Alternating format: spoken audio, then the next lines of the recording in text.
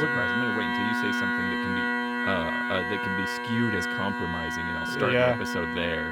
yeah, controversial. Yeah, Yep, that's right. Justin's hot takes on. I don't know. I don't know what I could. Well, I can. I'm sure I could say plenty of controversial things. Yeah, let's see. Let's go through a list of people who play bagpipes and like rate them in some way. Yeah, just start. Yeah, just start bad mouthing him somehow. Yeah. Well, cool. Thanks for taking the time, Justin. I really do appreciate it. Yeah, of I feel course. like I know that you and I have ended up in the same room every once in a while, on the same meeting every once in a while for like Great Basin branch stuff. But I don't feel like I don't feel like we've. It's funny because you know you're an open grade soloist, and so naturally anybody who's playing pipes kind of in the competition setting locally is going to end up hearing the names of the people who are performing at the top levels anyway. Yeah, I don't know. I'm basically just saying, like, in general, I feel like I've kind of known you for a lot of years, but never really got to sit down and talk. So, I think it's the nature of the piping world too. It's just such yeah, a spread out, but also so small. yeah, totally. Yeah, Well, I know you as a dude who solos at a high level and plays with Wasatch and District, and yeah, I feel like I've heard before that you played with, was it Triumph Street? yep, yeah. And maybe Two, some time doing Bagad stuff too.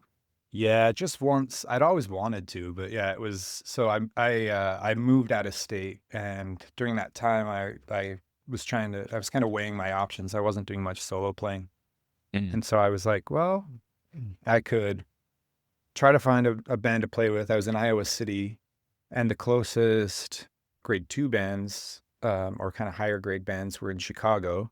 mhm. And that was a good few hours away, one way drive. And I was like, I don't know if I can really, I don't know if I can commit the time. And it wouldn't be Yeah, fair. That wouldn't be fair to anybody, like to myself, to them, to say, you know, not be able to give a strong commitment. But right. yeah, with the Bagads, it was a great experience. So I mean, I just did there it you say 1 year. you moved out of state, and I'm like, well, how far out of state? Brittany? Like where'd you where Yeah, did you have yeah, to yeah. go to find Yeah. a Bagad group? Well, the commitment's very different. So right before Lorient, um, well, not right before Lorient. So it's through the summer, they're getting the set, um, and then you travel in that week before, and then you rehearse the whole week, I see. and then you play at the contest or the festival, and then you're I done. gotcha. So it's basically like a commitment on my own, and then commit to that week being there Gotcha. versus like getting out to a weekly rehearsal or something, hmm or even a couple of rehearsals a month. It wasn't feasible at that time.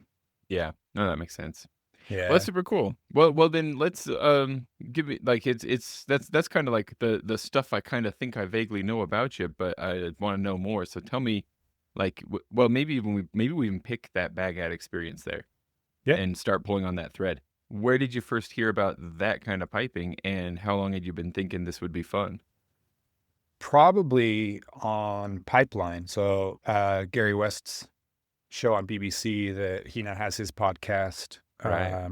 Enjoy your piping. Enjoy Your Piping. Yeah. So that was probably the first time I had heard it. And then also just buying. So Shots had done a um, a concert with, I want to say it was Bagad Brig. I honestly can't remember. It might have been Cupval. But anyway, they did a concert with them, and so I remember having that CD. And I've Mm. just always been, it's just cool music. Oh, it sure is. I've Yeah. always been really, really attracted to it. Um, and like like traveling to contests, I mean, as you know, living in Utah, we're very isolated from sort of the broader piping world. We don't have the volume of player, and geography just kind of already separates us out. So Yeah. anytime the band would travel somewhere, we always drive. So we just, like, it used to be with Utah Pipe Band when I started, we used to rehearse Thursday night, pack up the vans, and then drive all night. Um, I can't remember if we switched this up when I was still playing with Utah Pipe Band. But with Wasatch, we kind of made a decision, like, let's leave. We still left early, but we switched our rehearsals to Tuesdays instead of Thursdays, and then we leave the Friday morning. But anyway, point being, on those long drives, you have a lot of time, and so we would just listen and play music, and Yeah. not well. Sometimes we'd play music on our practice chanters, but yeah, just listening to cool stuff, Yeah, and everybody then bringing all their albums and yeah, sharing. yeah. So we would listen to that. I remember Ross and I would like kind of geek out over some of it, and in the back, and every time we'd listen to it, like I couldn't help but vocalize, like I want to do this. It's so cool. Yeah. And you were playing pipes with them, or did you play one of the, what are those called? The The bombard? Yeah, did you play bombard? No, definitely not. No, no, no. Yeah. That's a whole discipline in and of itself. Yeah, I'm not even familiar enough to know. Um, I think you're required to, like, pre-burst a lot of, blood vessels in your eyes or capillaries or something, just yeah, the very pressure that potentially. Yeah. yeah. And not percussion either, you went over there with pipes? Oh yeah, just Yeah. pipes. Yeah. Yeah. Oh, super cool. So now and you got started with Utah Pipe Band, so let's keep pulling Mhm. these little strings and working our way backwards. Does that I'm gonna throw a wild guess out there and say, then you probably learned from a Barclay? Was Yep. that Yeah, where you got started? I started with Dave Barkley when I was I want to say about 7, somewhere around Oh, that young. 7. Yeah, yeah. Why So so yeah, I'm young? Did your parents been playing too, or did they just have plans for you, no. or was that you driving it? No, me, I like so most likely heard a pipe band in the in parades. And then are you familiar with razzmatazz? I mean, I'm familiar with the word, With the like words, say a yeah, yeah, yeah. razzmatazz. Yeah, yeah. So I'd like so to my think sis I have a little bit of razzmatazz myself actually, but other yeah, than that, no. I'd accept that, yeah. No, so my sister used to do razzmatazz, and razzmatazz was this kind of like drill thing. Oh, I Um, see. so she'd have like, these bright sequined dresses, and her hair would Yeah. be permed, and they'd march in parades. And so I, being the youngest, I would uh, go to the parades and just kind of watch. And then also Mhm. being a kind of hyperactive kid, would be running around and doing whatever. Um, but yeah, I think I distinctly remember there used to be a statue of some sort right in front of it's now the OC Tanner building, but it's the old oh, why can't I think of what it's called? They do the star shows and the Oh, yeah, the planetarium, planetarium, yeah. yeah. So it was the old planetarium building, and I distinctly Yeah. remember like being on top of one of those and hearing a pipe band, and then Mm. while watching a parade. That was kind of my mom's way, I think, of allowing me to kind of run wild. I was at least somewhat contained. Yeah, gotcha. Um, but yeah, that was probably my first exposure to pipe bands. And then I had told my mom that I wanted to play, and she always had a rule for me and my sisters, like you have to do something for 2 years if you do it. So I told her, and she said, you have to do it for 2 years. So think about it.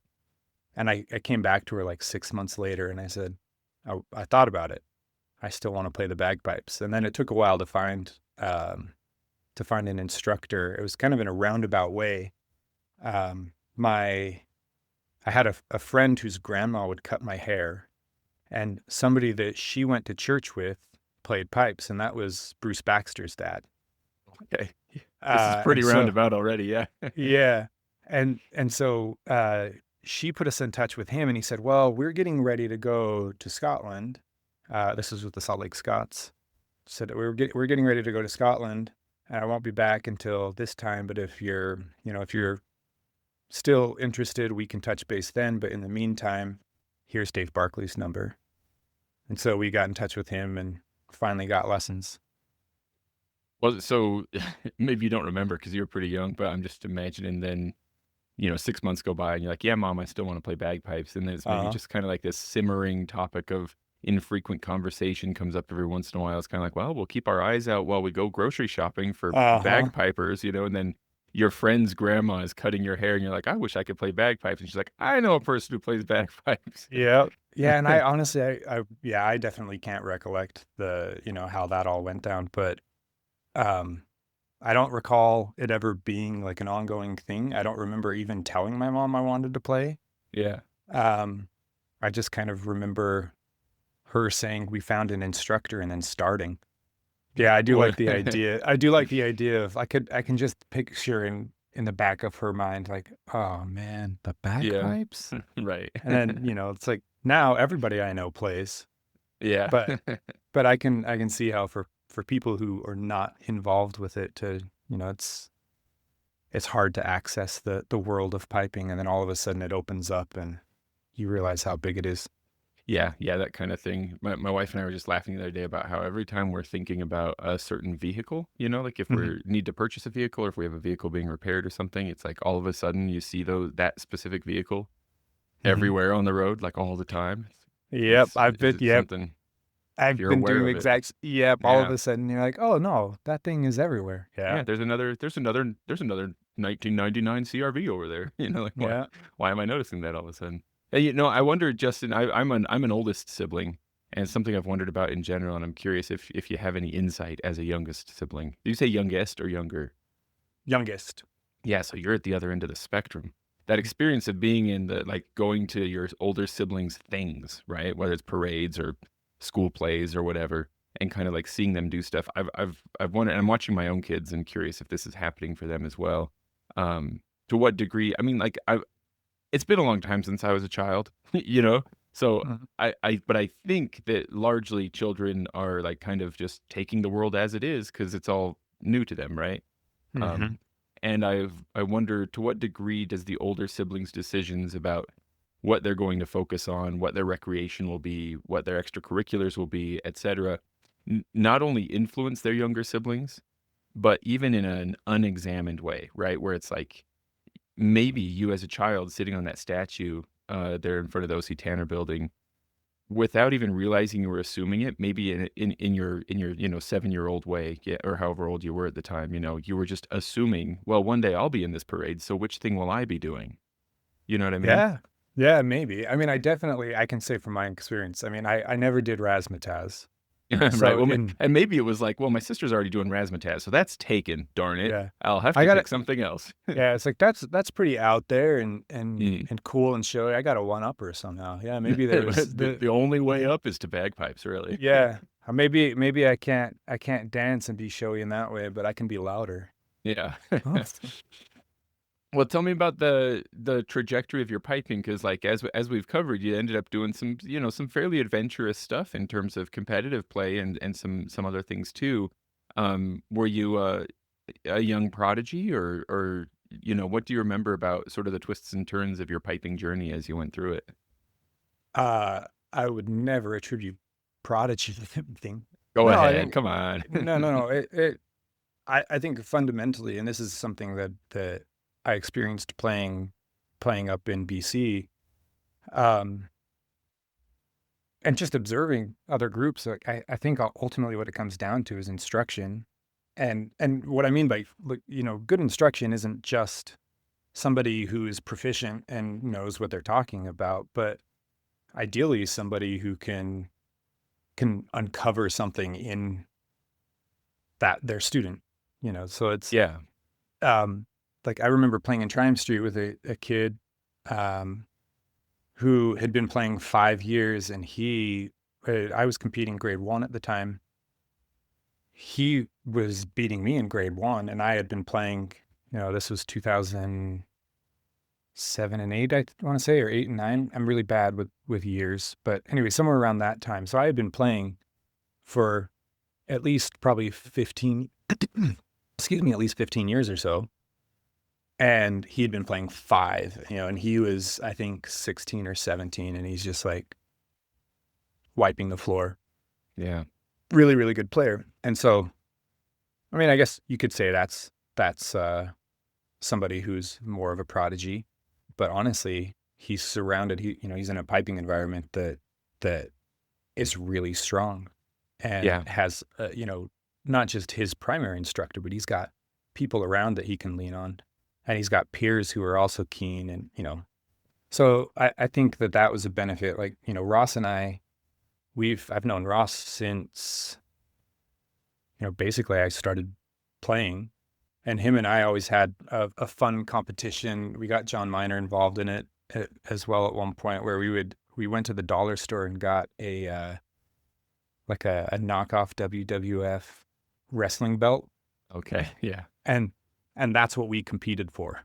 I see. Yeah. So I think, and I mean, I never grew up in, like, I mean, you went through Payson That's program, right. right? Yeah. Yeah. Yeah. So like, I never had something like that, but even seeing the Payson kids now, the Ben Lomond kids now, other younger groups, school groups, like, they're just together doing something fun with friends. And fundamentally, that I think that's gonna bolster the experience more than anything else, and hopefully encourage people, and hopefully stay with it as well. But add an instructor who encourages that, and also can guide that interest, and I think that's where you get good players.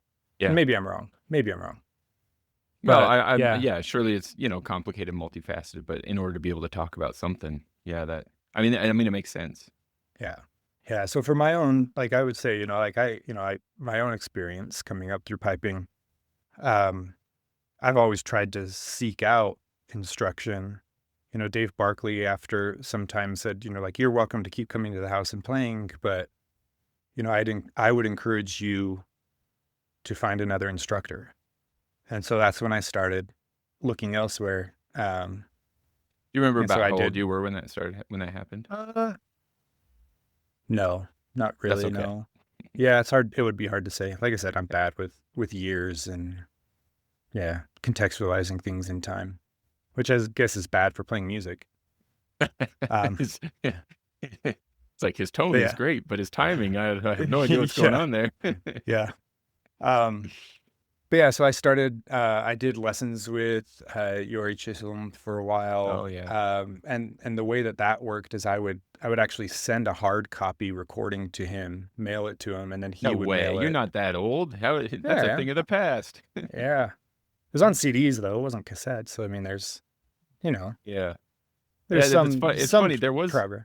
there was that. I mean, I'm old enough myself to know that there was a period between, reel to reel recordings and Yeah, the internet of today, and so, yeah, and of course, that does yeah, make sense, but it's funny because usually when you hear about correspondence lessons, it is folks talking about magnetic tape, mhm, and so that's fun. yeah. Yeah, so I did that for a bit, and then it was sort of clunky and hard, and I'm trying to remember. I might have done some early. I mean, it wasn't Zoom at the time, but I might have done some early lessons over the internet with Yori, but I honestly can't remember. And then I switched over and was getting lessons with John Cairns. That was right when I was playing with Triumph Street, so that was or just before. Uh, so that was probably like end of high school into early college, and then I had basically, when I stopped playing with Triumph Street, I wasn't really getting lessons. I was involved with a band. I wasn't really competing solo. I was involved with a band locally, I should say. I wasn't competing much, and I kind of wasn't competing for 10, 11 years, something like that. Oh, really? Uh, yeah.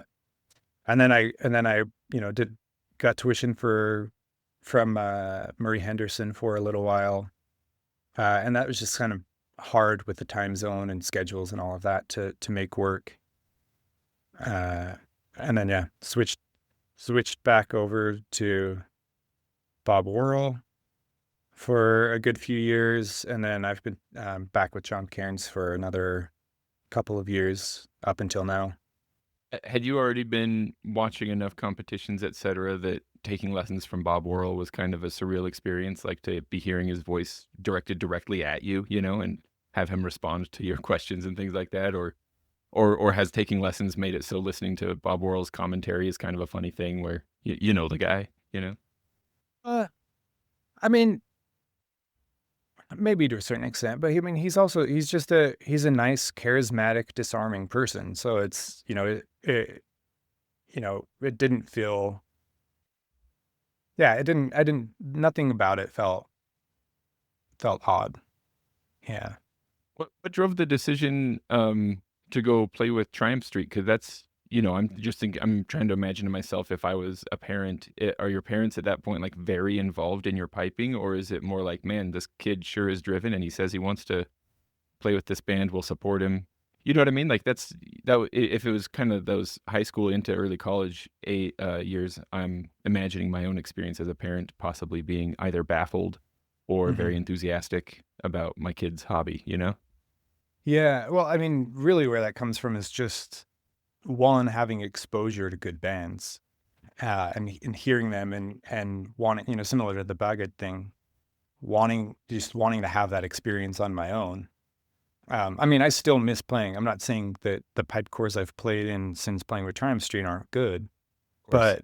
but they're different, and Yeah, they're at surely. different levels. And so it's something that I always wanted to do. And hearing bands like Peel would come to Pleasanton, RUC came to Pleasanton one year, Field Marshal came to Pleasanton, SFU.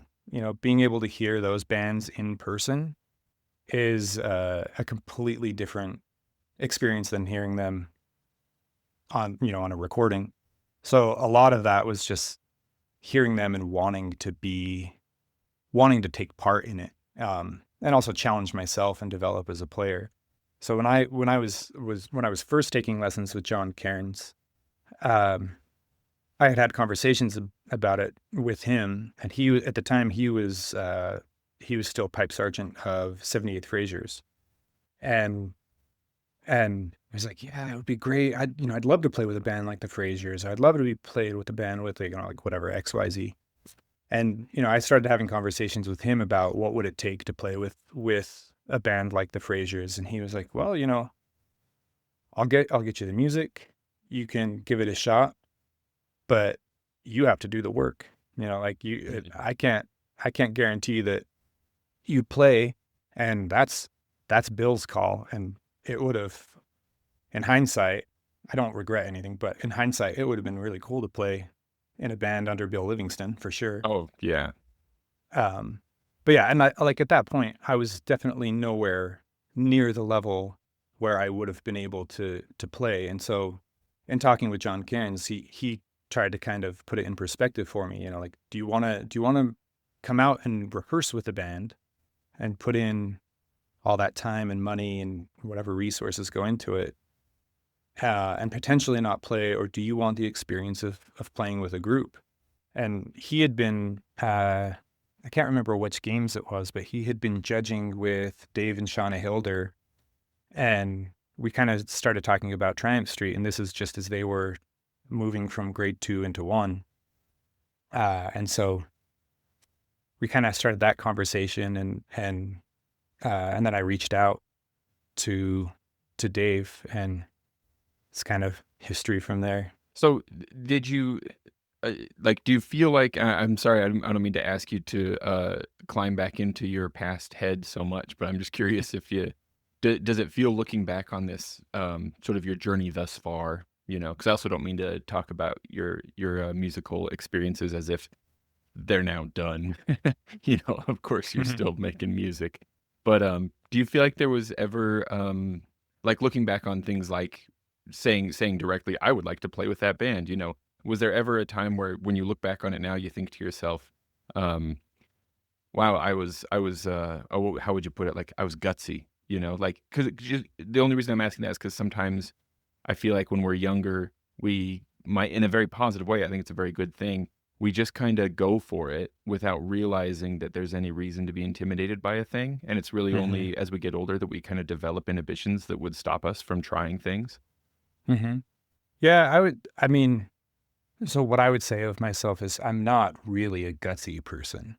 Mhm. Um, I grew up in an environment where things were kind of like, taking steps like that were kind of fearful. So when I originally had talked to my mom about playing with Triumph Street, well, I guess backing up, there was actually an experience before this, where John Miner had a contact with a band in the Midwest.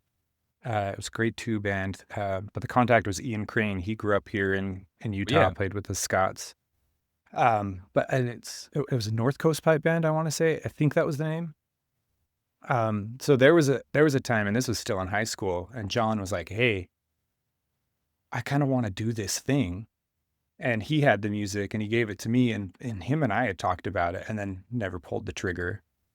Um, and I don't know what it was about the time in my life of playing with Triumph Street. Maybe it was some form of rebellion where, it's like my mom has given me all the reasons why this won't work and why it's scary and all of that, and I'm just gonna do it.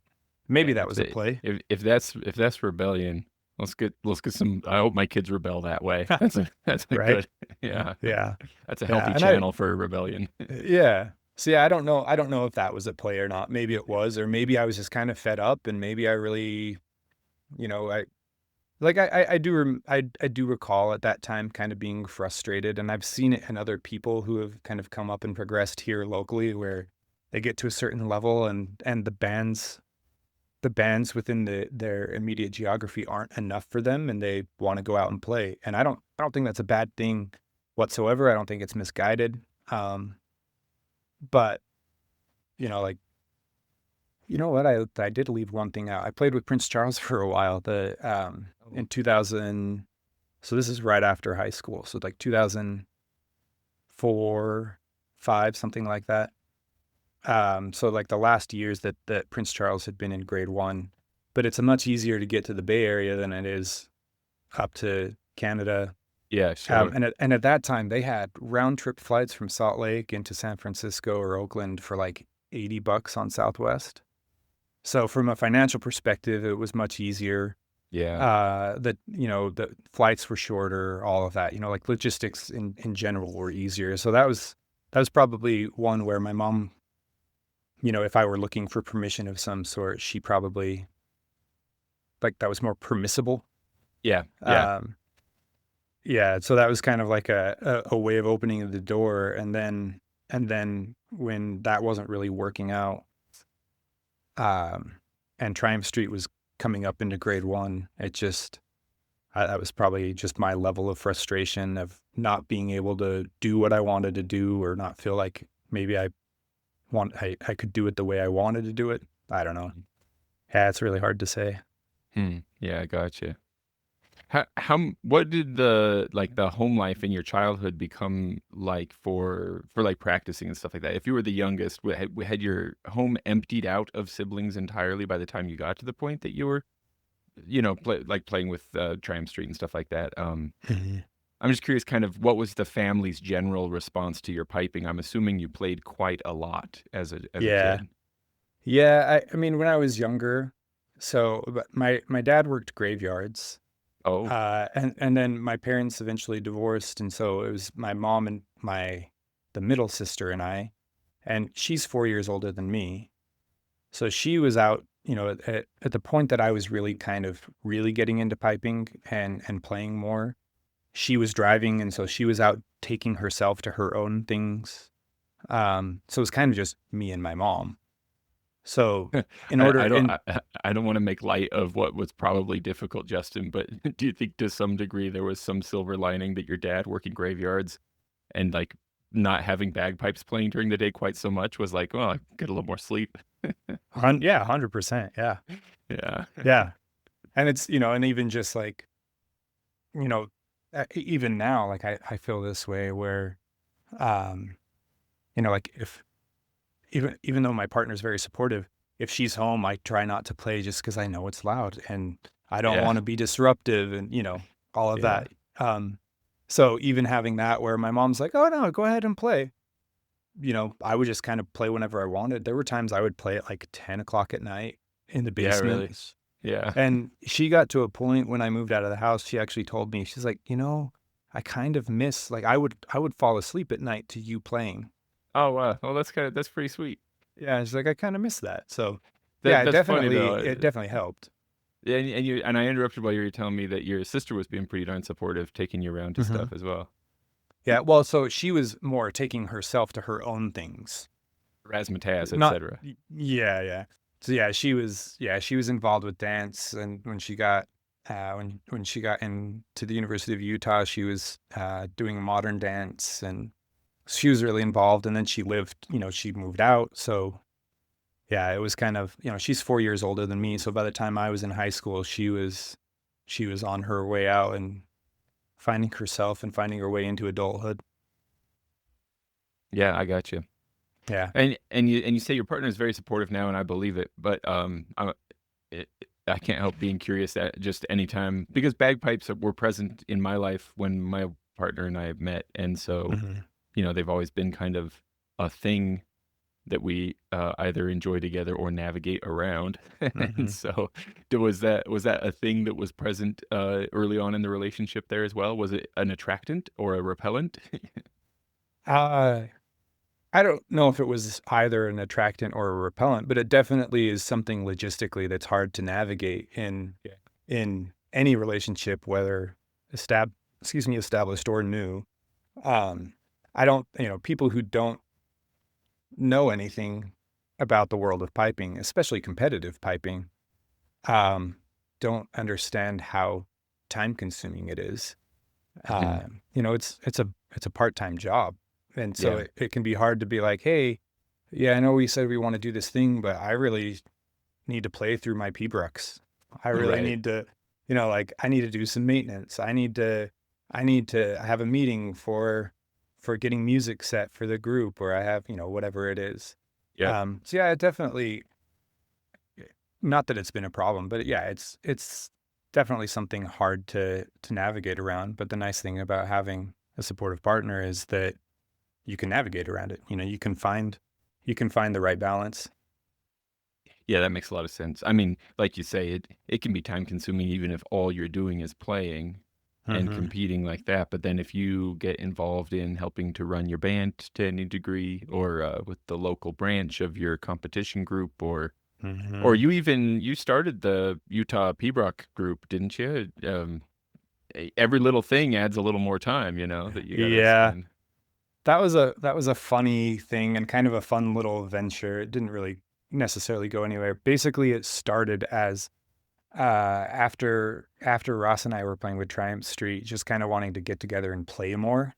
Mm. So we started getting a few people together. So Ross, Megan McDonald, and I, who I think was the very first one, and we met in what is now Ross's shop for making pipes. Mhm. We met there in his old bedroom, Oh, and really? and we just played. Um, and then it kind of grew. It grew to the point where we had like something like 15 people coming out, and we structured it in a way where we would have a couple of people basically play a tune, have a recital portion from two, sometimes three players. And then the first portion of it would be some sort of um, educational component. So like Mark Pekkanen, he talked about notation styles and in a specific tune. Um, Mike Page went over the history of some stuff. He's a big history nerd. So like it was really fun. And then we were looking at formalizing it in some way. So we called ourselves, I think, what did we call ourselves? The Salt Lake Piping Club. And we started a Facebook group just to be able to get information out and all of that and have some sort of presence. But then when we tried to formalize it, I'm trying to remember what the decision behind wanting to formalize it was. But we ended up creating a 501c3 nonprofit and starting Got the real Utah official. People. Yeah, so we had articles of incorporation and bylaws and all of that, and we called it the Utah Pibrook Society. But then after it got formalized, it's kind of like the whole idea of like don't do your hobby as a job, because then you Sure. won't like it anymore. I Yeah. don't think that we didn't like it, but I think we realized we probably needed a little more direction. And I was the one, I think, who was supposed to be giving the direction, and I had no idea what I was doing or where it was going to go. I just wanted to get together and play Pibroch. And, I mean, Yeah. at the time, I think John Miner and I were the only ones for a long time who were really even playing Pibroch. And I think John started before I did. Um, yeah, so it was kind of like, let's just get people playing Pibroch. And, there are a couple of people, we know a few people who are interested in it. Maybe there are a few more. And then, like I said, it kind of grew from there. Yeah. But yeah, I still look at it and I think that'd be nice to actually do something with it, but I don't know. I don't know what that would look like. Yeah, well, you never know how things will morph and twist and adjust and, be like come back maybe in a different form, like a phoenix from the ashes in the There you future, go. And Yeah. so surely no effort and like no effort honestly offered is wasted. At least that's what I tell myself. You know Yeah. what I mean? I need to tell Yeah. myself that. Yeah. But it I mean, doesn't at this point, sorry, go go go ahead. ahead. I was just saying at this point, it would be something like 15 years later that the Yeah, Phoenix is, it's it took a while, but the, it came back. yeah, but it's there. Yeah. Yeah. My I was just gonna say that my wife, we've talked before about how difficult it has been over the years. Um, she's a history buff and big reader, and she's multiple times had, groups of friends that start getting together, something like a book club. Mm-hmm. But then once it becomes an official book club, that seems to be the first signal that it won't exist in a couple months. Like it just Yep. there's something about making something official that kind of changes the vibe or something. I don't know what. Yeah. And, maybe the psychology at play is that it forces you to confront what you're committed to and why. Mm, And, you have to prioritize, and it's like, okay, I love these things, but, you know, it's a hobby, and it's whatever, like I still have to work. I still have to, right. I mean, I don't have kids, but, you've got kids. So in your case, like I got to get my kids to things. They've got to do Yeah. their activities. And it's a lot. It gets to be a lot to juggle for sure. Yeah. Yeah, and that's I I guiltily have tried I try really hard to not point my kids directly at the hobbies that I want to Mm-hmm. do anyway. Like I try to let them find their own path, but I can't help really encouraging them a lot whenever they independently seem to be leaning towards something I would like. Yeah. For Yeah, exactly that's a that great reason, that's 'cause a great idea. You should yeah. totally you should How much totally money do take you up need the for that? pipe. Here's the checkbook. Yeah, you bet. Yeah. Whatever you need. Yeah. That Justin, you've spent a lot of time like taking lessons Yeah. from different people and to a pretty high level as well. And I'm curious if that has I have you thought like no, this is no I'm not asking you to like weigh in and make the official statement about what makes good teaching or anything like that, but I wonder if with that kind of long and deep experience of learning from multiple people up to a high level, etc., right? Have you thought about, like, sort of the elements that maybe come together to make like you were saying early on that it's not instruction isn't just being able to do a thing, but it's, like, being able to how did you put it? It's being able to get like, uncover something for that student? Mm-hmm. Yeah, well, I think this is something I enjoy about teaching.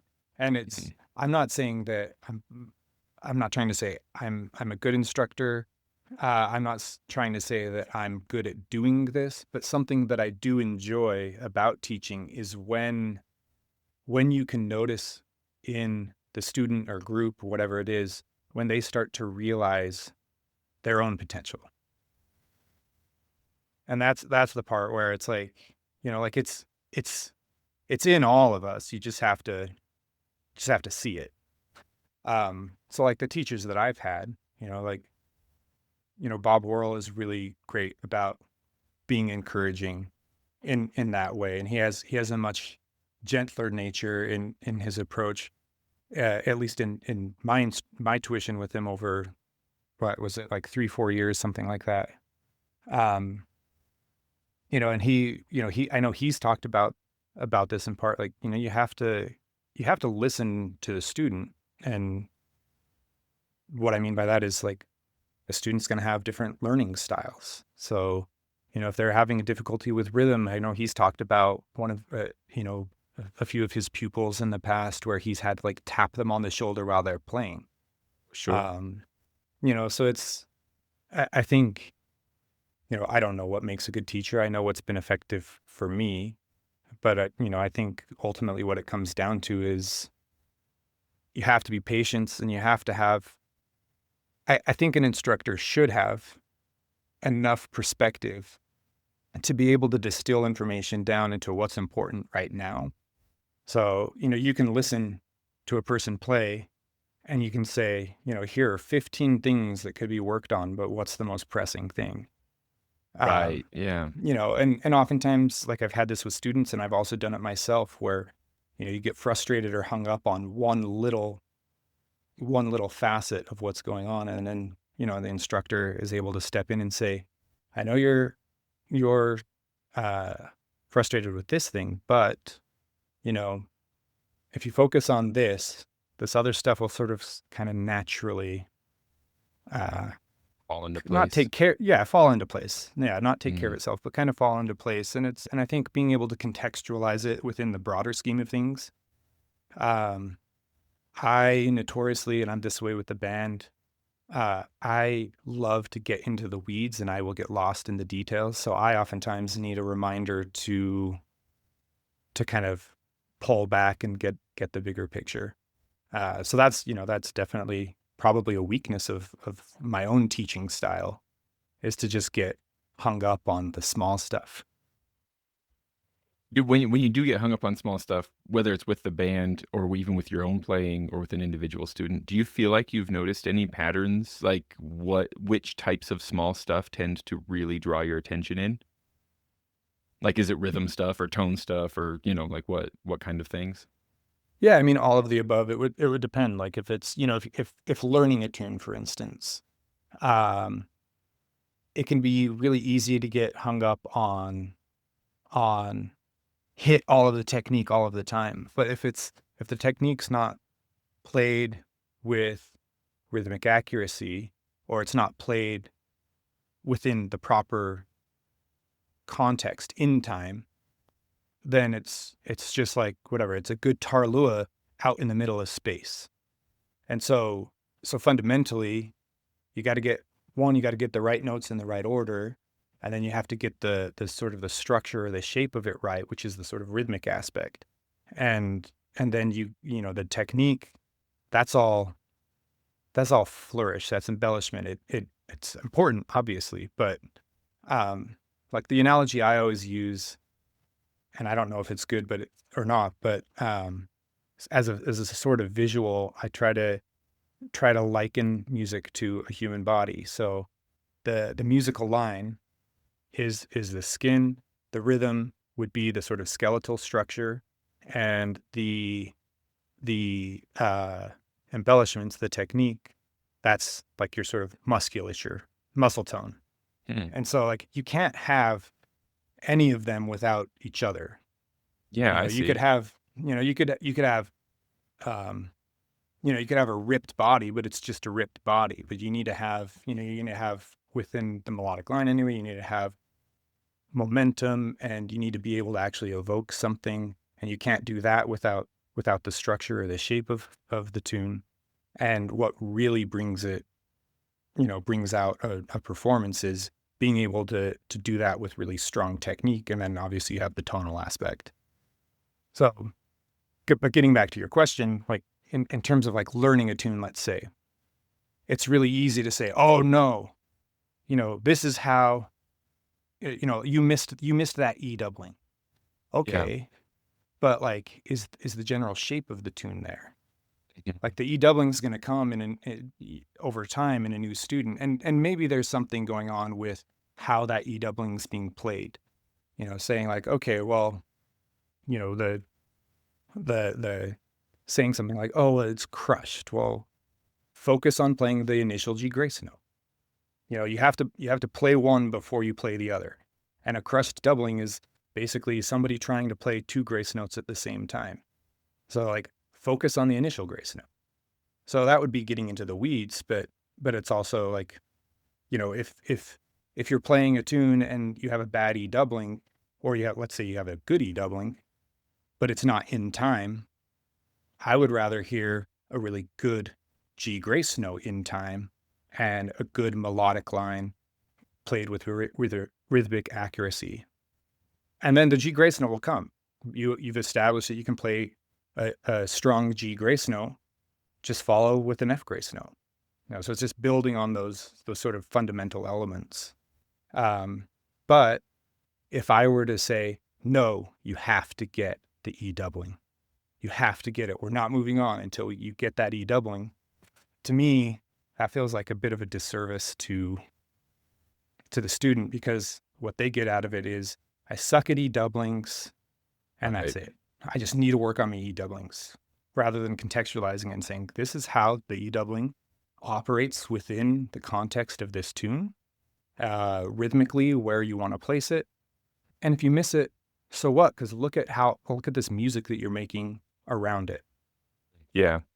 Yeah, that makes a lot of sense. I can see that being like, it would give a student a bit of a triumph in order to give them sort of like good momentum. It doesn't like put out the flame that got them there in the first place of wanting to play. Because nobody starts playing bagpipes because they want to get good at E doublings, right? Yeah. Like, well, so. and I would say too, nobody starts playing bagpipes because they want to compete. That's a good point. You're right. We focus so much on that. But like, how many of us are like, yeah, I can't wait to compete when we first start. No, we want to make music, huh? Yeah, I mean, we spend, with bands, we spend hours rehearsing 7 minutes of music. Yeah. To play a couple times a year. Yeah. And like, yeah, fundamentally, it's got to be about the music. I was reminded recently by a friend, and he was talking about something else, but he brought up what I feel like I remember being maybe a Charles Darwin statement. Maybe it was a different scientist guy, though, but it was something about, and I wish I could remember exactly what the quote was. It sure would it would be much more beneficial if I could remember who it was and what they actually said. But it was something about how like the practice of figuring science stuff out or something like that is basically like a process of grouping things together and then slicing them apart. And that just is coming to mind as you're describing like this example of like the E doubling, and within the maybe biology was brought to mind because of the analogy of the human body, but just thinking about like, yeah, you kind of need both, don't you, to be able to zoom in and pick a thing apart and say, this is how it works, but then also zoom out and say, within this context, you kind of need to be able to group it all together again. Yeah, well, and following that, the dissecting analogy, you can dissect, but you have to also, I think, know how to restructure. Yeah. And I think that's really what you're getting at. You have to see how it all works together, but you also, you gotta pull yourself back and see what those small things are actually doing to the bigger thing, whether it be a tune or a set or whatever. Yeah, because I like what you said too, where you might have an excellent technique with your terlua, but if it ends up just being a terlua hanging out in space with no context for where it fits into the rest of the stuff, well, is that really what you wanted? Probably not. Maybe some of us do want that, but I'm assuming most folks, like, that's not quite what we were going for. Yeah. This is actually a bit, I wouldn't say a pet peeve, but something that I've always found annoying. You'll hear somebody strike up and they'll just play, low A, G grace not tarla, G grace not tarla, but it's like, it's humbada, humbada, humbada, humbada. It's not, there's no, it's in context of nothing. And then they play, then they can't place that tarlua in context of the tune, whether let's say it's an end phrase of a march or something, and it either comes early or late or whatever. And it's like, what is that doing to the musical phrase, and what's it doing to the broader musical line, and what's that doing within the context of the tune? So it's, like I said, not a pet peeve, but it just feels a little misguided at times for me. But potentially having a focus in a place where it might be, the focus might be better placed elsewhere or something like that. Yeah. I got you.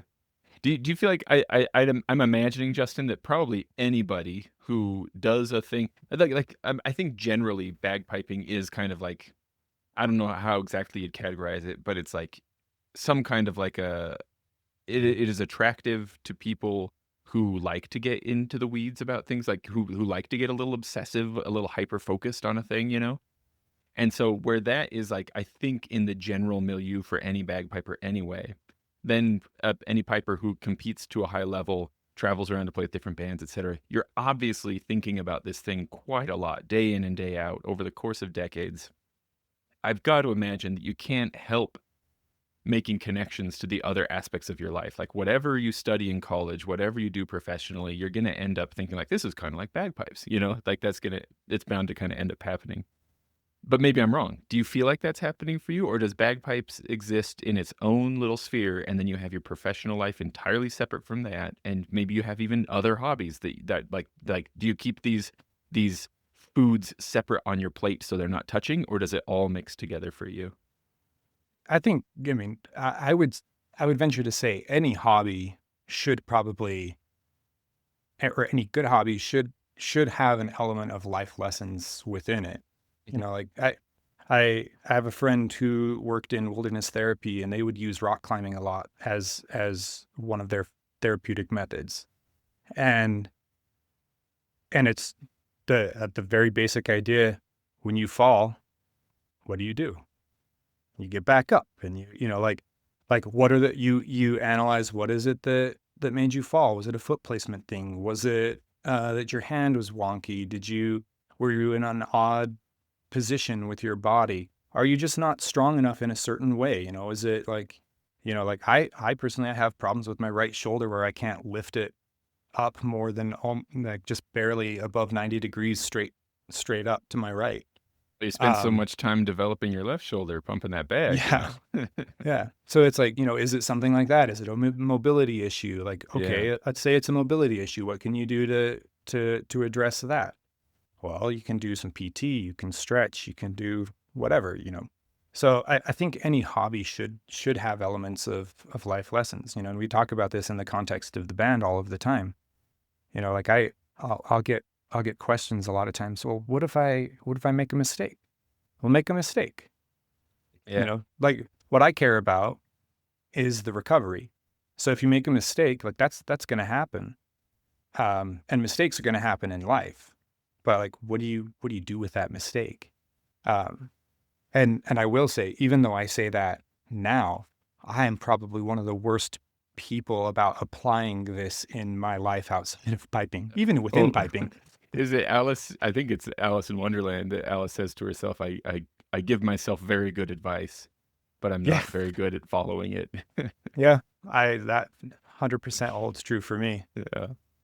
Yeah. Do you think, like, well, maybe this isn't fair to baseball players. No, okay. It's fair. It's fine. You know that phrase, baseball is a metaphor for life? I've heard it, yeah. Yeah, I've heard that too. And I don't know why it's stuck for me, because I've never been like a baseball player or like enthusiast of any kind, Yeah. But it's stuck in my head and it's bounced around. And I don't think I'm being clever by thinking this, but for some reason it always sticks in my head. Like, who said that? People who loved baseball. Yeah. But that's fine, because it's like, whatever your hobby is, you could say that is a metaphor for life, because it's going to end up being one, isn't it? I suspect, at least. I think whatever you're into, it's going to end up being a metaphor for life. I don't think you can help it. I would hope so. Yeah, I'd hope so. And I think, again, that comes down to, like, we were talking earlier about what makes a good teacher, or, in the context of baseball, it'd be, you have a good coach, and a coach can, correct things or whatever. And yeah. Well, Justin, having a good environment. Yeah. Yeah, there you go. Like you were talking about, like the kid coming out of British Columbia, right? Yeah. If you're soaking in it, and I'm not a particularly accomplished piper, whether we're talking about competition or just general level of play. And I accept that that's not just being self-deprecating. Mm-hmm. However, I have often thought to myself, like, my goodness, I'm lucky that this thing I love doing, I ended up in a place where I could do a high school program, right? Mm-hmm. Because whatever degree of, like, it's not a degree of achievement, air quotes, it's more like a degree of proficiency, which itself, that is directly related to the amount of joy I'm getting out of it, Like, Yeah. I think that's largely, if not entirely, thanks to the fact that I was lucky enough to be doing it in a group of friends, and therefore it was like this fun. It was a fun thing, Yeah. and I was The surrounded by it. camaraderie. Yeah. The camaraderie is super important. And Mhm. that's something that, like I would looking at it from the outside, I feel that the Payson program has always been really good about, it's just a strong group of people who seem to enjoy doing something together, and, and they're supportive of each other. And I think it's really great. And Yeah. without that though, if you had those individuals without that, where would they be? If we're talking about piping or drumming, like where would they be in their own development as players? And, I would venture to guess probably not as far as they are. And Yeah. I could be wrong. Well, that's the case for me at least. So it's at least true for some people, that's for sure. Yeah. Well, Justin, I've taken a lot of your time already. So if this is a good spot for a graceful close, I don't want to take your whole Saturday morning. If you're up for it, mostly I had thought like, oh, it could be fun to just basically kind of do a quick little nerd out session. Just ask kind of like, what equipment are you playing and why do you like it? And are there any tunes you're excited about right now or favorite tunes that have stuck around for you? Yeah. Oh, and you're fine. I've got time. I'm putting off pulling weeds. So okay. Well, then I'll take all the time in the world. Yeah. I've got all day. Tune wise, there are a couple of really cool tunes. There's a little march, 4/4 march from Patrick Millard, Breton piper. He studied with the Bobs of Balmoral. But it's, sort of a Breton style march that I've just like playing over and over just because it's fun to play. There's a tune Micah Babinski wrote called Hazel Findlay. It's a little slow air that's beautiful. It's in his book that he just came out with. I wanted to ask him what the story behind that was or who Hazel Findlay is, because they're lucky to have that tune named after them. Yeah, so stuff like that. Like, I guess kind of backing up a bit, like, we were touched on, competition, and nobody really gets into this hobby to compete. Yeah. The competition world is an interesting one, and one that I've always had a bit of a love-hate relationship with. I love playing, and I am a very competitive person. I grew up playing sports, and of course, who doesn't like winning and, whatever. But like the more proficient I've become as a player in a kind of weird way, I've won less and less. Interesting. Because it's just the level of playing is so high, and and in open grades, like, I guess that makes yes, sense. Yeah. And like, yes, in the open, I'm an open grade piper, but like, so is Jack Lee and so is Stuart Little. It's like, and not that field kind of narrows and narrows as you're going up the chain, and all of a sudden it opens really wide again, doesn't it? Yeah, and it does. And it's like, I'm basically like a beginner open piper. Like the open piping world is vast. And, from the CPA grading standpoint, I don't have an updated grade from the CPA, but I would be kind of like a C+ piper. And then it goes into the B grades. And that's where most times when people think of open grade pipers, like the B and the A grades are where you're quote unquote relevant, because you're playing in the silver and gold medals. And then you can be, former winners and all of that. Like, I don't even qualify for that stuff. Even if in a local contest, I might compete against some of those players, I've competed against Alistair Lee and Nick Hudson in Costa Mesa or like local contests like that. But in those situations, you ever feel like you could just be like, well, you're welcome for providing you a backboard to practice against. Basically, like, I'm nowhere near them as players. They're fantastic players. And so the thing that I've struggled with for a long time, honestly, and partly why I didn't compete and was involved sort of teaching and on a band level and privately, is that I just wasn't enjoying playing. And it's only been within like the last 1.5 to 2 years where I've actually kind of enjoyed just playing music again. Which is kind of a hard realization to have. And maybe from the outside, it's easy enough to say like, oh, well, I mean, I've thought this myself, like, oh, it's easy for somebody who's accomplished or who is at a high level of proficiency to say, no, it's all about the music, because they've already done these, they've done these things. Thi've won X, Y, and Z. So it's easy to fall into that line of thinking. No shade But against such people, right? But yeah, that does come to mind. It's like, well, okay, rich people say it's not about money, right? yeah, So yeah, exactly. Yeah. But it's not, you know. yeah. And so and that's a thing that I've been kind of wrestling with for quite some time. And so, like talking about, that the march from that Patrick Millard wrote, or this slow air, like I'm really enjoying just playing music. Um, so like from a competitive standpoint, like, I, even though I'm not competing in the silver medal, the Peabrooks that I pick up each year are guided by the Peabrook Society, and what they have is the silver medal set tune list. Yeah. Um, so, it's just going through that list and finding ones that you might really like. But there's He Harin Dro Dro. It's a nameless tune that I remember hearing Jim McGillivray play on a recording, a CD called Evening of Champions, and it was Ed and I was the MC, and there was Bruce Gandy, Michael Gray, Jim McGillivray, Bill Livingston, and Bob Worrell were all. I think it was just like a recital night. And anyway, Jim McGillivray played this Pibroch, and I mean, I heard that, I think, when I was in high school, junior high school, and I was like, oh, that's a cool tune. I want to play that. And it's on the silver medal list this year. And so finally, after however many years, I'm like, I'm picking it up as a tune. Oh, that is Um, exciting. yeah. And so the things and even tunes that I've not particularly loved listening to in the past, like King's Taxes is one of them.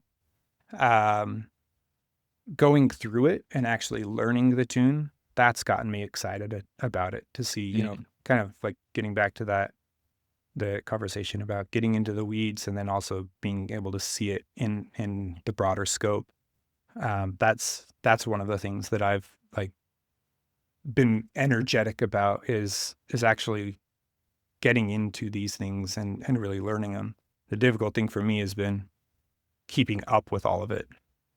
Yeah, sure. That's always going to be a challenge. I mean, do you have other high demand hobbies as well that you work around piping, or is it just keeping up with all of it with piping because you have a lot of stuff going on in piping as well? No, it's really just piping. It's mostly been Yeah. piping the majority of my life. Like I mean, like I said earlier, I grew up playing sports, and I played soccer for years. And there was a point where I kind of had to make a decision.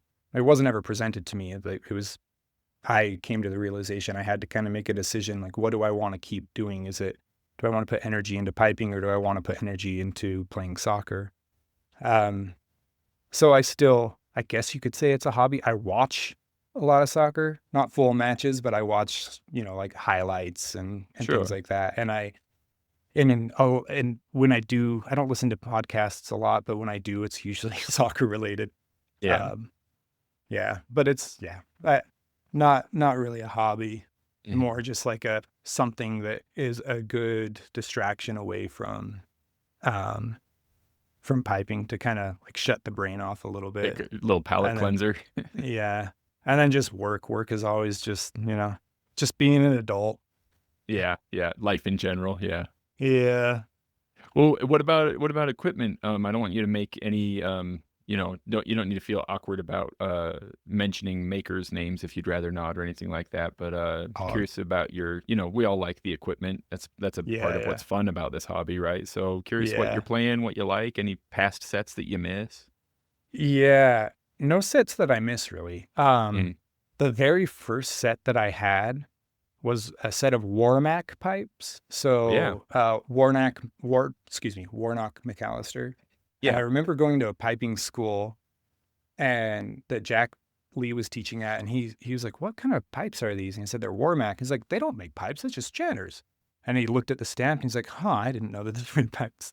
That's funny. I Um, hadn't thought of that. It's true. You hear about the Warmack Chanter. That's all I've ever seen yeah, before. But you had a full yeah. set, huh? Yeah, well, and I mean, that's what Dave Barkley started me on. So there were a lot of people, there might still be some sets floating around Yeah. locally, but that's what a lot of people, um, who were his students, were playing for a while. Mhm. Um, but yeah, I got rid of those probably around. So I got a set of nails in 2004, and they were my primary instrument for a really long time. And then, Were these uh, some like brand new nails, or were these some older set that you got? Like what? no, they were, yeah, new. So Gotcha. I got a good deal. They were I hear 3/4 or half silver. So, like Oh, sure. projecting. Yeah. So imitation ivory projecting mounts, and then the rest are silver. So I got Mm. those in 2004 for like a steal. Um, and yeah, I've been playing those for a long time. I actually just got them back from nail like last week because I had some loose silver, and I had them clean up the wood and tighten some things up, and then they changed the bass drone to the new spec. So I've been playing those again for the last week and love them. Yeah, What do you it's think a about what's the sound adjustment, like the effect of the new spec on that bass drone? Do you think, if you could so distill it? yeah, so because I haven't been playing them a lot over the last few years, I've been experimenting with a few different sets. Yeah. I'm trying to John Miner's like a huge nail fan, and he's always like, "Oh yeah, everything nail, Mm. all the time." So Yeah. we always kind of like joke around about different sets. He's like, "Oh well, that person would have won if they were playing nail." Right. Yeah. Sounded Um, pretty good. It would have been better if it was yeah, on some nails. yeah, but yeah, him and I have talked about it a little bit, and I can't put my finger on what the difference is necessarily, Yeah, that can be but hard to the articulate. Yeah. yeah, but for me, it's easier to get the bass drone in Interesting. now. So it's not necessarily a sound difference, it's an experience difference. So it's I easier for me to see. get the bass drone in. And there seems to be a better integration with the tenor and bass drone together. So Mm. previously, like, I mean, the nails are kind of a tenor heavy, like high harmonic sort of drone sound anyway. But I Mm. feel like it, with that new spec, it does potentially provide a little more of a broader backdrop for the chanter. I see. Um, but yeah, it's hard to say. Mm. Yeah. Gotcha. But yeah, I also have like, it's embarrassing to say, but I have 4 sets right now. That's Um, okay. If you um, know what, I don't play nearly like as much as you do, and yet I'm surrounded by 3 sets right now, so don't feel too bad. yeah. But yeah, I'm trying to sell some. So if you know anybody in the market, so I You have bet. a set of Fred Morrison spec pipes that he did with McCallum Yeah, very that cool. I really like. They're really smooth. It's a it's a bigger sound, but not like super big. And they lock like immediately. Do It's a they? really, yeah, and they're super stable. I like them a lot. Um, I managed but to the meet a main, set of his small pipes. oh, With cool. a student got some of his small pipes a couple years ago, so I got to see those and hear him in person and tinker with them a little bit. But other than that, I have only seen pictures and videos of Fred Morrison pipes of all types. I haven't met It's any Highland pipes in person yet. so they do small pipes too. I know that they have Yeah. the real pipes, like basically the border pipe. Right. Yeah, yeah. Also small pipes, and I think the most recent addition was uilleann pipes as well. Yeah, yeah. I remember hearing that would be a cool instrument to play, man. You're not joking, man. Yeah, complicated, but Joe. What's Joe's last name? Karate Perry? Joe. Yeah, Joe Perry. Yeah, yeah. So does he have a full set now? The last time I saw him playing was at a house concert thing up in Hmm. Ogden, and I feel almost positive that he was playing a full set. It sure looked like there were at least some regulators. I don't know how many there's Okay. supposed to be for it to qualify as a full set, but yeah, he was. I Yeah. think he was on a full set. Yeah. Yeah, it's such a cool instrument. Yeah. Um, yeah, every time not that I see Joe that often, but when I do see him, every time he's like, "When are you coming to the dark side?" Right. Yeah. Yeah. But yeah, so like that, I really like the Morrison pipes, from a drone sound perspective. The It's a really small thing, but the way that the chanter integrates with the drones, and it could just be the way I have it set up or the chanters I'm playing or whatever. I don't feel that there's as much of a, uh, well, I shouldn't say there's not as much.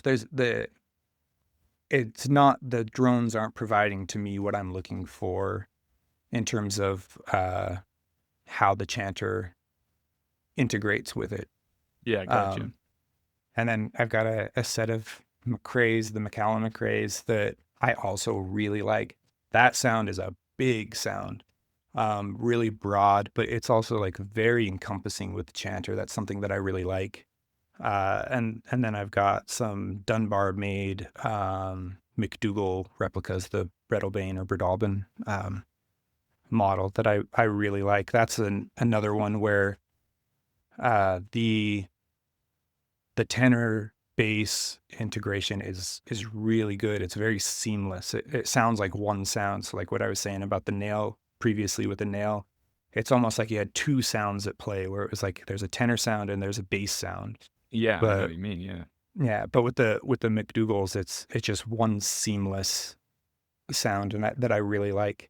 But yeah, it's kind of, the experimentation is good, but I think also partly what it comes down to is like, I just need to focus on refining the sound that I have. Yes. Oh man. And Yeah. focus on the playing, and it's easy to be like, well, if I had this set of drones, or if I had, Yeah. this chanter, or if I had these reeds, or, Yep. You know Mike really, Swan. yep. He and I have talked before about how we both, we window shop bagpipes way too much. Oh, constantly. Call it looking at bagpipe porn.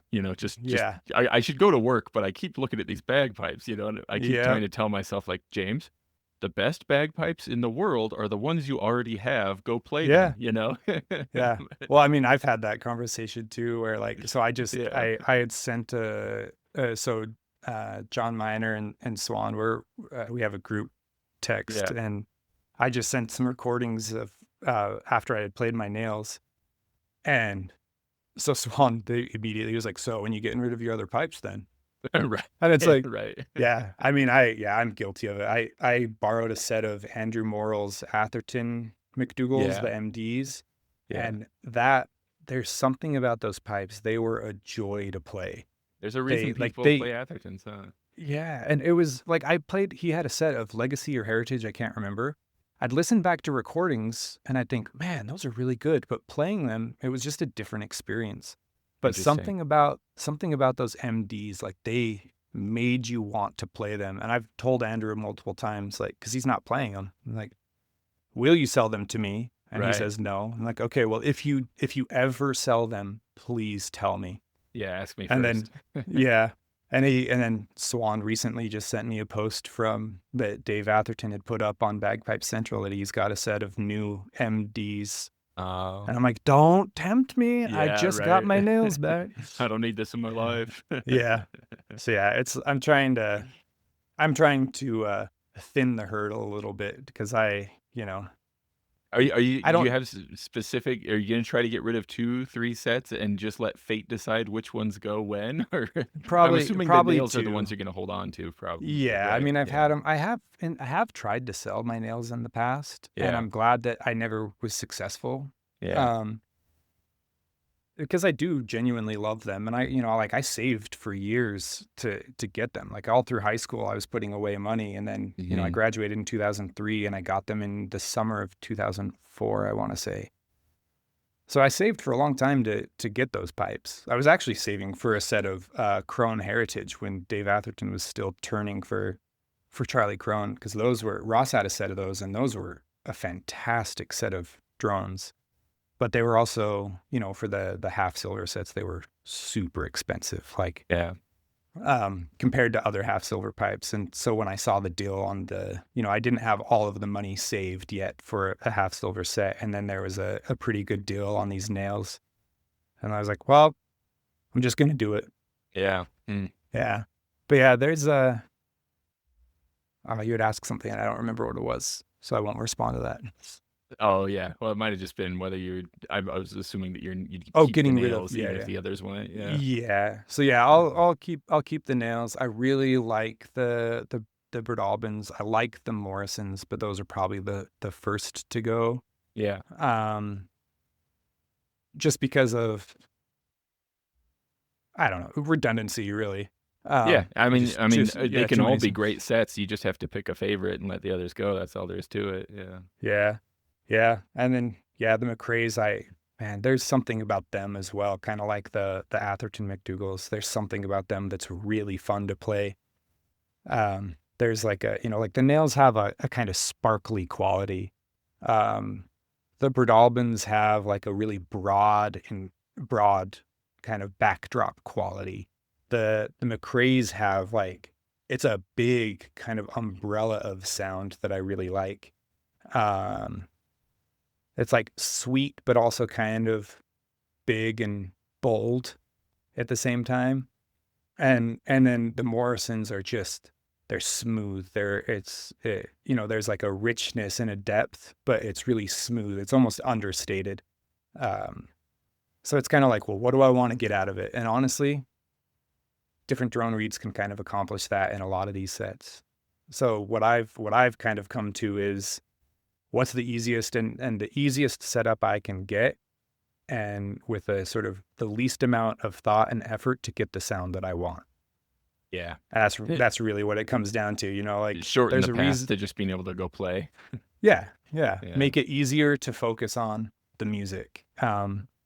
Because all of the other stuff, there's, and fortunately all of the sets are really stable. They all lock really easy. They don't really shift. So that part's good to make it easy. And then it's just I'm a slow thinker and slow to make decisions. So I just have to sit with it for probably 2 years and then realize, no, I don't want to play those pipes. Or usually what happens is I don't play a set for a while, and then I say, okay, well, I'll play them just to see if I do want to get rid of them. And then I'll Yeah, play them kind of for, check in on it. yeah. And then I'll play them for 6 months and like, oh, I don't want to get rid of them. Maybe I want to get rid of this other. You're giving yourself too much of a chance to fall back in love with them again. Yep. Yeah. So I need to stick with my guns and, Yeah. play a set and actually work on getting a good solid sound that's predictable. Yeah. That's one of the things about the nails that I love is, I partly because I've played them for so long, I know exactly what to expect when I take them out of the box. I know Yes. what to expect 5 minutes in, 10 minutes in, 15 minutes in, whatever. Like, I don't have to think about it. And that's been one of the things that has been tricky with some of the sets. There's like the sound profile is a little different, and maybe the harmonics or the overtones interact differently than I'm used to, and as a result, I then am kind of in my head. Like, there was a point I remember when I was getting lessons with Bob Worrell. There was a point where I was like, I just can't tune my pipes. Like, I can't hear it anymore. And it's because Yeah. partly because I was playing a different set of pipes than I had been used to playing for years. No. Justin, my experience with like switching sets and experimenting and stuff is far more limited. Like my main set of pipes that I play most of the time is still the set I started on. Hmm. And I've only changed bass drone reeds one time in my life, and it was only a couple years ago. But Same drone, same tenors? same tenors. Yeah, yeah. Well, no, sorry, I said bass drone reeds. I meant all drones. I changed all the drone reeds a couple Okay. years ago. And I didn't realize until a while after. See, then I went through a period where, in the same way, I've never been like a super great guy at tuning. And I think that part of it is that I actually actively engage in listening to music that is like crunchy and detuned on purpose. And so Mm-hmm. not all the time, but sometimes. And so then it's like you get lost in your head with like, wait, is this good? But does good mean in tune or not? Mm-hmm. But aside from that, it was only in retrospect that I realized that I went through this phase where I was especially bad at tuning my pipes. I was just like, I can't hear it. I can't tell. Look, Yeah. here, I'll move it. It still sounds the same. I don't know. Like I don't know. Yeah. And looking back now, I realize like, oh, that was after I changed drone reeds. Yeah. It was a huge change. It wasn't what I was used Yeah. to.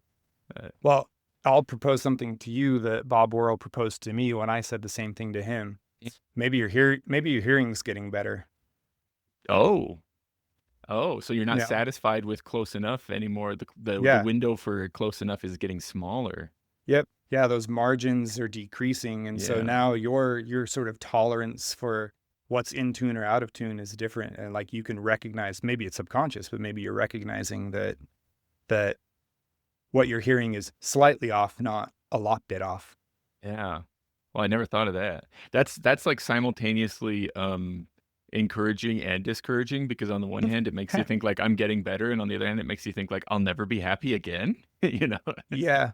Well, that makes me think of two things. So kind of what I was saying before, like, the more proficient I've become as a player, the less I've quote unquote won. Right, But yeah. I can listen to recordings of myself from yesterday to 2 years ago to 5 years ago, whatever, and recognize a difference. But, like even earlier this week, because I record myself regularly and listen and kind of assess what I'm hearing. Um, and, I recorded myself a couple days ago and I'm listening back and I'm thinking, when I was playing, like this sounds a lot more comfortable and self-assured than what I remember when I was playing. Because when I was playing, I felt like, my hands were tight, like my arm was in a weird position. Yeah. Whatever, I was definitely in my head while I was playing, and then listening from the outside, it was totally different. Um, but yeah, it's the idea of like, it's hard. And I've tried to say this with a band.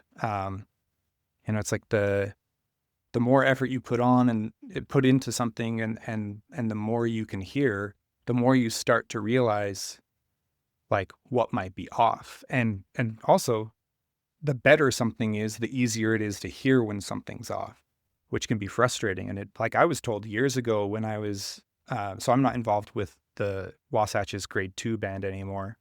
But when I was, I remember one or two people, it might have been more, had said, "Well, you just keep saying all the things we're doing wrong." And like, I want to have fun. And that forced me to reflect on like, okay, if we, what I had to realize is that I was pointing things out because the group was improving and it was easier to hear. And what I was trying to say was, all of these other things are really good, but this is what's gonna, these are now the things that we have to Yeah, here's what we can focus on focus now. on. Yeah. Yeah. So it can be discouraging.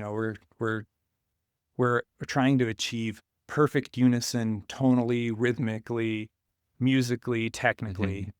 And, we're kind of chasing a moving target. The closer we get to it, the further away we are. But Yeah.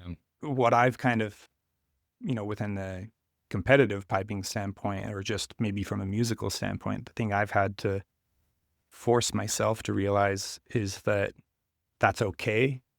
And to have enough perspective to say, okay, well, maybe I'm not satisfied enough, but what I love is the not knowing, and what I've started to love is the effort to get better. Like to say, I remember spending a good portion of a lesson with Murray Henderson on a pibroch on one phrase in the tune of the ground of a tune.